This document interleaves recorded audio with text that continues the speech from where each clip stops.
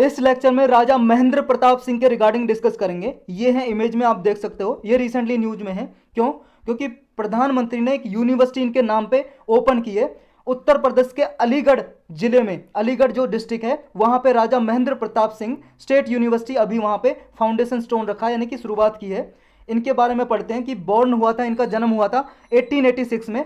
UP में हाथरस नाम की डिस्ट्रिक्ट है, वहां पे इनका जन्म होता है। ये फ्रीडम फाइटर थे, आज़ादी के लिए इन्होंने योगदान दिया, लड़ाई लड़ी, रिवॉल्यूशनरी थे, क्रांतिकारी, और राइटर थे, सोशल रिफॉर्मर थे।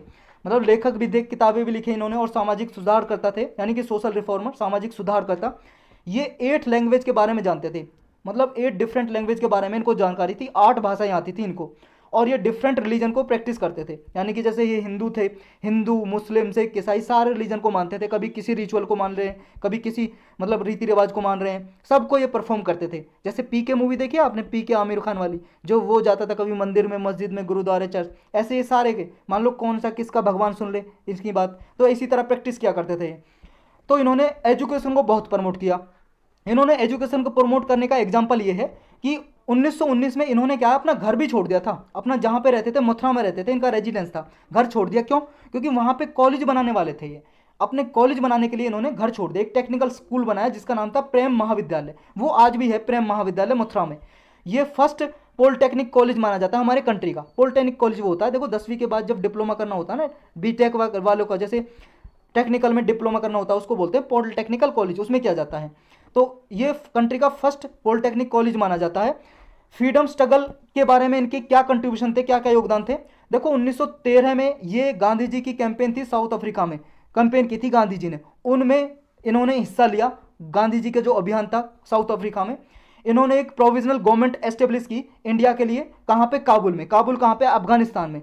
तो यहाँ पे इन्होंने एक प्रोविजनल गवर्नमेंट सेटअप की जब वर्ल्ड वार फर्स्ट चल रहा था 1915 में, और इन्होंने अपने आप को प्रेसिडेंट डिक्लेयर किया वहाँ का, और प्राइम मिनिस्टर बनाया मौलाना बरकतुल्ला को। भोपाल के थे ये मौलाना बरकतुल्ला, उनको प्राइम मिनिस्टर बनाया। 1919 में ये व्लादिमीर लेनिन से मिले, ये रसिया के राजा थे, मतलब रसिया के किंग थे उस टाइम पे। बोल्शेविक रिवॉल्यूशन हुई थी रसिया में 1917 में। तो उसके बाद 2 साल बाद ये मिले थे व्लादिमीर लेनिन से, यानी कि सोशलिस्ट थे ये। 1925 में इनका एक मिशन था, तिब्बत में गए और वहाँ पे दलाई लामा से मिले। दलाई लामा देखो एक पोस्ट है, यानी कि जो बुद्धिस्ट होते हैं तिब्बत के, उनका पॉलिटिकल और रिलीजियस गुरु दलाई लामा होते हैं। अभी दलाई लामा हमारे इंडिया में रह रहे हैं ये। तो वहाँ पे मिले और ये चाहते थे जो ब्रिटिश गवर्नमेंट की जो ब्रूटलिटीज़ है, यानी कि जो ब्रिटिश गवर्नमेंट का जो अत्याचार होता है इंडिया में, उसको एक्सपोज करना चाहते थे ये। फाइनली ये इंडिया में आ गए, इंडिपेंडेंस जब आज़ादी मिली 1 साल पहले आ गए थे, और इन्होंने महात्मा गांधी जी के साथ मिलकर काम करना शुरू कर दिया।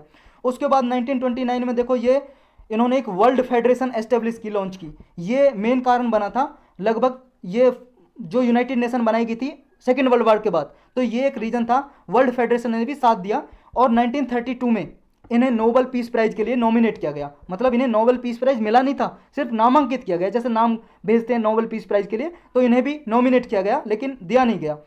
फ्री इंडिया में देखो इन्होंने क्या है, जो पंचायती राज सिस्टम था उसके लिए उन्होंने प्रमोशन किया कि पंचायती राज सिस्टम होना चाहिए, और लोकसभा में इंटर कर गए, यानी कि लोकसभा के मेंबर बने, इंडिपेंडेंट मेंबर, किसी पार्टी से नहीं थे, आज़ाद उम्मीदवार थे, मथुरा से जीते थे 1957 में। और उस टाइम पे इन्होंने देखो जो हमारे पूर्व प्रधानमंत्री थे अटल बिहारी वाजपेयी, उनको हराया था, क्योंकि विपक्ष के बीजेपी से थे, यानी कि बीजेपी का नाम जो पहले बीजेपी तो था नहीं, पहले था जनसंघ, जनसंघ से खड़े हुए थे ये अटल बिहारी वाजपेयी, तो उनको हराया था इन्होंने, और ये इंडिपेंडेंट कैंडिडेट थे।